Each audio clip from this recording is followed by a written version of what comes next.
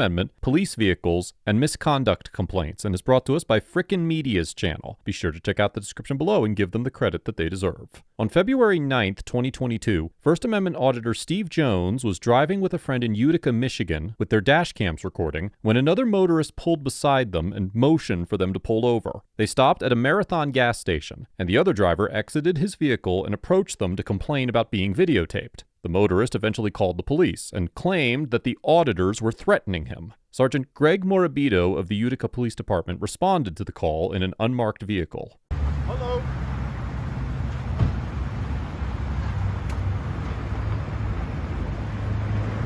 Hi. What's going on? We didn't call you. I don't answer questions. He did. Okay, we'll go talk to him.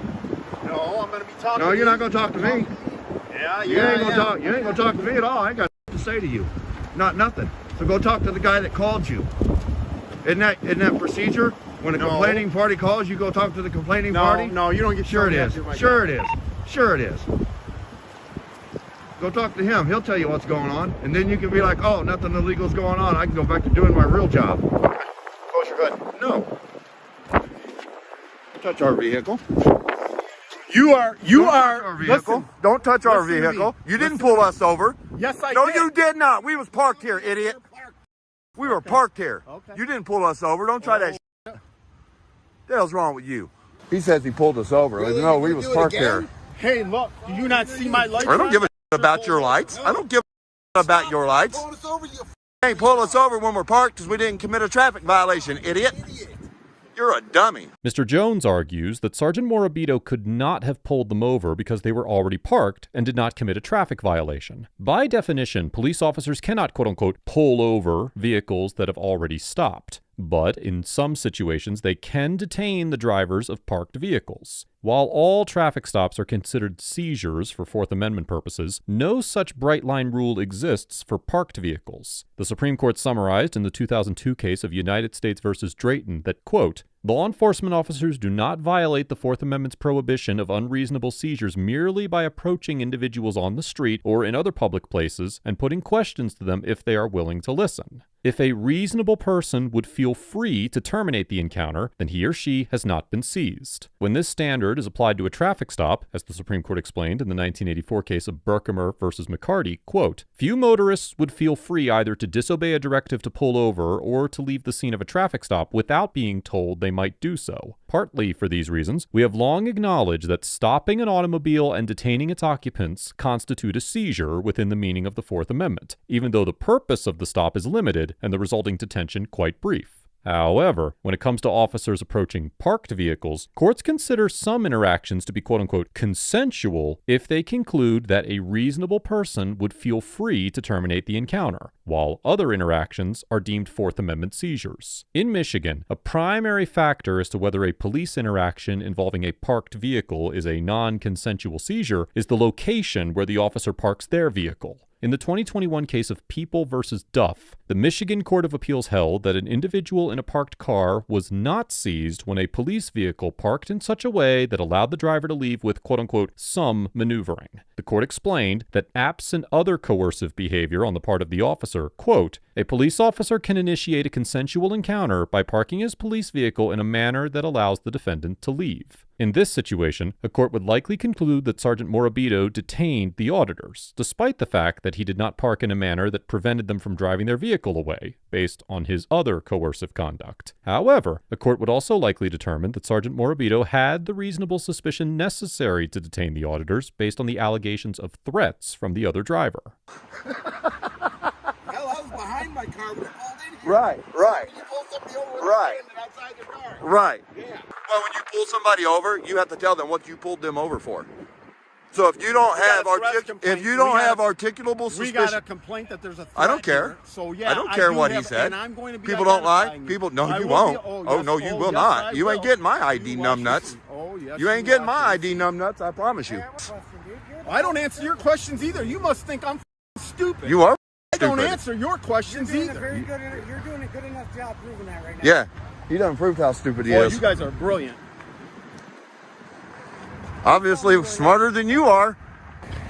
Hey, Get away from the car. Wrong. Yeah, you can get away from the car. You can bite that. You can get away from Hey, the car. keep your hands to yourself. You don't go by my police. Keep your hands to yourself. No, you don't.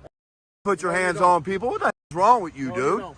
That badge done went to your little head, didn't it? Take a walk. Go get away from You my take car. a walk. I'll stand where Get I want away to from stand. my car. I'll stand. It ain't your car. He says get away from my Get away. car. We pay for it. He said get away from my Get away. car. Don't the taxpayers Get fund away. for the, No. don't the taxpayers pay for that No, car? that one's mine. That's your personal? Yep. But it's Yep. being used. It's being used in public service. So it's a public vehicle. Here's the VIN number. We'll find out. Yeah. One of the auditors approaches Sergeant Morabito's unmarked vehicle to film inside the open door, and Sergeant Morabito orders him to stand back and shoves him away.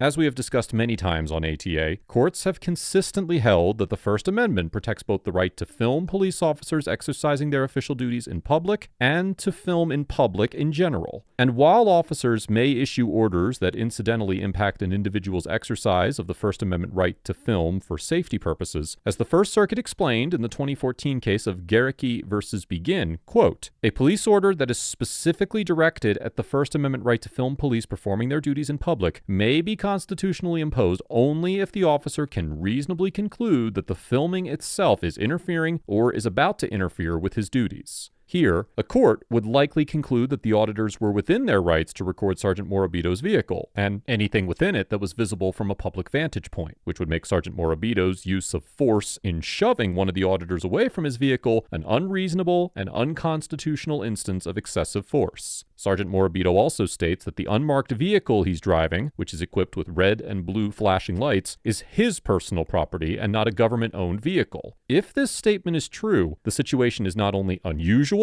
but potentially illegal. Under Section 257.698 of the Michigan compiled laws, quote, "The use or possession of flashing, oscillating, or rotating lights of any color is prohibited except as otherwise provided by law. A police vehicle must be equipped with flashing, rotating, or oscillating red or blue lights for use in the performance of police duties." Furthermore, Section 257.603 of the Michigan compiled laws specifies that, quote, "Only police vehicles that are publicly owned shall be equipped with a flashing, oscillating, or rotating blue light that, when activated, is visible under normal atmospheric conditions from a distance of 500 feet in a 360-degree arc." Therefore, a court could conclude that the installation of the flashing emergency lights on Sergeant Morabito's personal vehicle violated Michigan law, depending on the light's visibility. Yeah, Sarge, you need to put this little in check. Put this little in check. Hey, you ever hear of swearing Spit it out, it ain't yours. all Spit it out, it swearing ain't in yours. public? Don't It's called swear freedom in of public. speech. Now what? This is freedom of speech. Yeah, you're right, it is, but you don't have those freedoms when you're on duty, idiot. You have duties, not rights, dummy.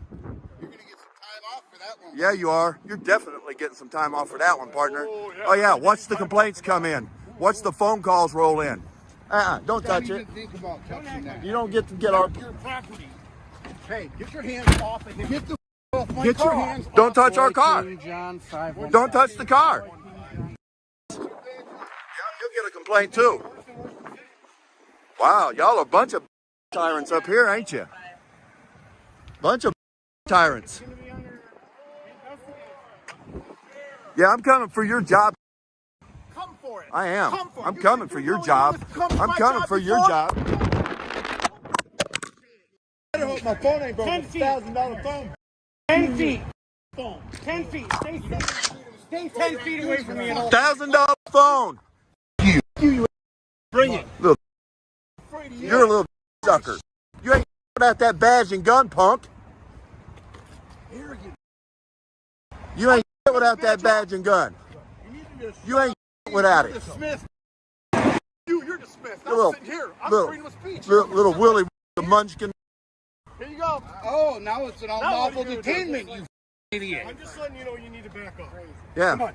Yeah. Guys, give me You a tell second him to here. back off. I am. Give me a second here. Good. You're not Tell helping him to the back off. situation. Now he's blocking the vehicle. That's unlawful sorry. detainment. Let him talk to him. Move. Can you guys move? No, I don't have to move. Put the dog back on a leash. Yeah, put him on a leash. We're not taking your complaint today. You have to come back tomorrow to make your complaint. You can make as many complaints as you want tomorrow. I think you need to just take yourself out of the situation because right now, what you have is a conflict of interest. Okay, for right now, Okay, you're loitering. so you need to go You away. have 2 minutes. Go away. You have 2 minutes. Go away.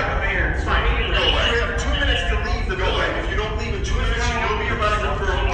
At the police station, Sergeant Morabito and the other officers refuse to accept the auditor's complaints, inform them that they can file their complaints tomorrow, and give them 2 minutes to leave the station. Generally, the policies and procedures for filing police misconduct complaints are set by individual police agencies and departments. While the Utica PD's policy on how citizens can file complaints is not publicly available, it is difficult to imagine that their policy allows officers to refuse to accept a complaint and demand that citizens return the following day if they wish to file a complaint. In a 2021 collaborative white paper on building trust between the police and the community, Chief Ronald Haddad of the Dearborn, Michigan Police Department argued that, quote, citizens should be made comfortable to report any and all complaints. The white paper also presented the Dearborn Police Department's bias-free policy as an example of best practices. The policy, quote, mandates a commitment to unbiased, equitable treatment of all persons, and unequivocally prohibits discriminatory practices. Equally important, this policy includes sections on the duty to report observed violations by other members, a prohibition on delaying or discouraging citizens from making complaints, and a requirement for supervisors to continuously monitor their personnel to ensure compliance. Other Michigan police departments that have made information on filing complaints publicly available provide multiple options for how individuals can file complaints in a clear effort to ensure that citizens who want to make a complaint are able to do so. For instance, the Detroit Police Department's website states that, quote, if you have a concern regarding the performance of any Detroit Police Department employee, you have a right to file a complaint by letter, telephone, online, fax, or in person through any entity of the police department, or in person at the OCI. Similarly, the Ann Arbor PD's website explains that, quote, to file a complaint and or compliment an employee, contact Lieutenant Corey Mills of the Professional Standards section by coming in person to the police department, contacting us by writing, or by phone. If the Professional Standards section lieutenant is not available, please contact the Patrol Command Desk. Regardless of whether Sergeant Morabito and the other Utica officers violated policy by refusing to accept the auditor's complaints, it clearly did not comply with police best practices and only served to discourage and delay the filing of a complaint. You have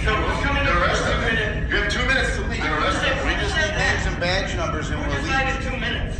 If you can't read, I don't know what to tell you. My name is I right don't there. see your badge number. You don't So need that's it. Sergeant right there. Right there. That's My Sergeant last right there. name. Right there. Film it. Here's my... When Mr. Jones continues to argue, Sergeant Morabito handcuffs him and places him under arrest. According to Mr. Jones, he was slammed against a wall during the arrest, causing a laceration to his shoulder. In an interview with a local paper, he stated that he was released after approximately 1 hour and that the officers berated and ridiculed him while he was in custody. Mr. Jones has retained an attorney and intends to pursue criminal and civil charges. On February 15th, 2022, Mr. Jones posted another YouTube video where he visited the Macomb County Sheriff Department to file a criminal complaint. Upon arriving at the station, Mr. Jones discovered that the department had been attempting to reach him, as the deputy chief of Utica PD requested that they investigate the potential criminal aspects of the encounter. In addition to the Macomb County Sheriff's investigation, Sergeant Morabito was placed on paid leave, while the Utica PD conducts its own internal investigation. As of the date of this episode, both investigations are still pending.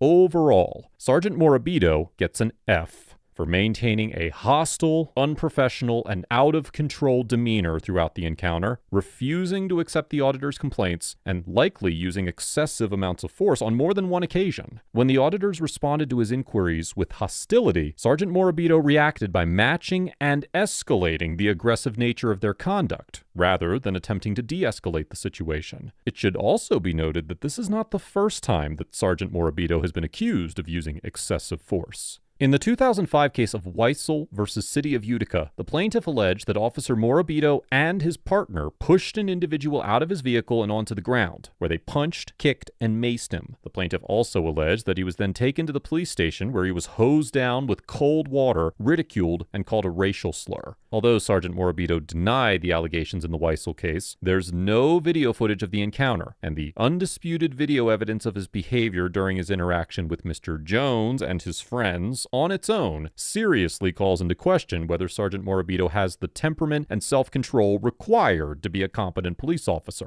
This is yet another officer who appears to have allowed his ego to dictate his decision-making, and this interaction highlights the important role that officers play in setting the tone of a citizen citizen encounter. Mr. Jones and his friends get a B, because although they also maintained a hostile and insulting demeanor throughout the encounter, they were perfectly within their First Amendment rights to do so, and they exercised their rights to film the encounter, refused to identify themselves when it was not required, and followed up this interaction by attempting to file multiple complaints and pursuing legal action. While I cannot suggest or condone insulting or taunting another individual, including a police officer, nothing the auditors did was illegal, and the First Amendment protects the right of citizens to express dissent to police actions and to communicate offensive and challenging ideas without government retaliation. While I commend the auditors for challenging the legitimacy of Sergeant Morabito's conduct and following up this encounter with the proper legal action, their persistent name-calling and taunting certainly did not help to improve an already tense situation. And these types of encounters not only serve to build distrust between citizens and the police, but also cause officers to be wary and suspicious of the auditing community as a whole. Let us know if there is an interaction or legal topic you would like us to discuss in the comments below. Thank you for watching, and don't forget to check out my second channel for even more police interaction content.